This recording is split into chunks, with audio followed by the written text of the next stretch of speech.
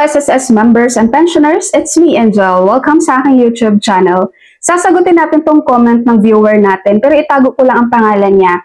Sabi niya, hello ma'am, nag-18 months po ako ng aking pensyon, nakuha ko last December 9, 2024. Tanong lang po, pasok po ba ako makakakuha ng 10% this September 2025? Kasi po nag-check ako ng September 4, wala pa rin pumasok. Hope mag-guide niyo po ako kung consider ba ako pasok makakuha kasi mag-end na ang aking 18 months sa June 2026. Thank you po. And another comment, sabi niya, paano namin makuha yung nalagpasan sa increase? Nag-lump sum ako, retire ako April 2025. Paki-explain naman po ma'am, thanks po. Ilan lang to guys sa mga comment na nabasa ko tungkol doon sa mga nag-18 months advance pension and until now, hindi pa nila nare-receive ang kanilang differential with SSS for September 2025.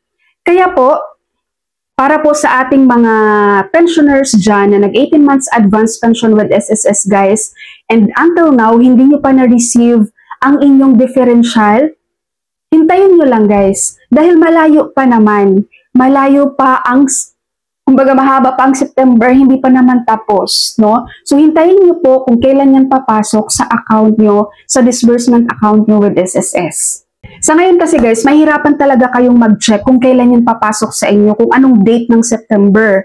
Dahil, hindi nyo pa naman nararanasang mag-monthly regular pension with SSS. Diba dahil nag-18 months advance pension kayo. Kumbaga ngayong September 2025, ang marireceive nyo lang ay differential lang para sa September 2025 na increase.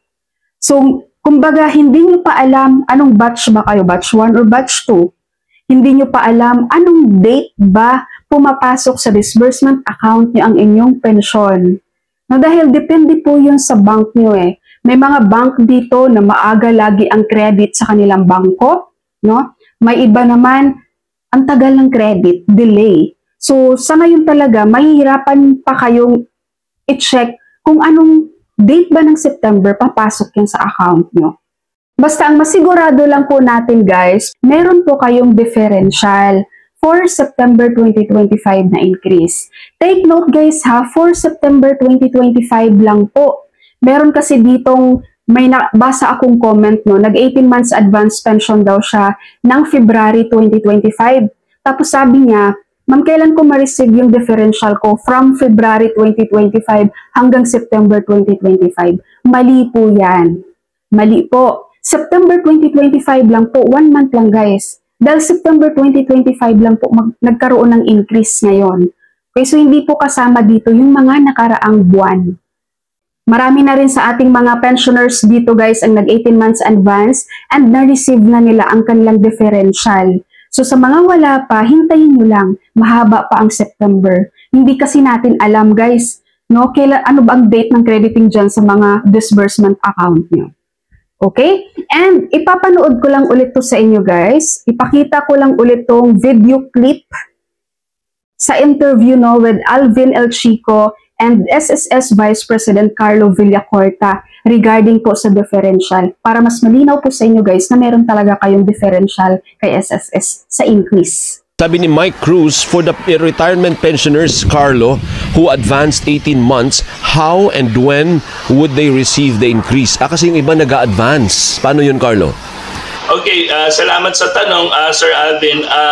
Ang atin pong kwentahan ay base sa contingency date, Sir Alvin, Miss Doris. Ibig sabihin kung kailan tayo tunay nag-retire o nabalda o namatay, yun po yung kwentahan kung pasok kayo dun sa pension increase o hindi. Ibig sabihin, kapag kayo ay nag-file ng retirement before September 1, tapos nag-advance 18 months kayo, makikinabang pa rin po kayo sa pension increase. Okay. Magbabayad lamang po ang SSS ng differential para po dun sa buwan na nalagpasan dahil nag-18 months advance po kayo. Pero kasama po, contingency date po ang ating kwentahan, Sir Alvin Miss Doris. Okay. Okay? So that's all for my video for today. Thank you so much for watching, everyone. God bless you all.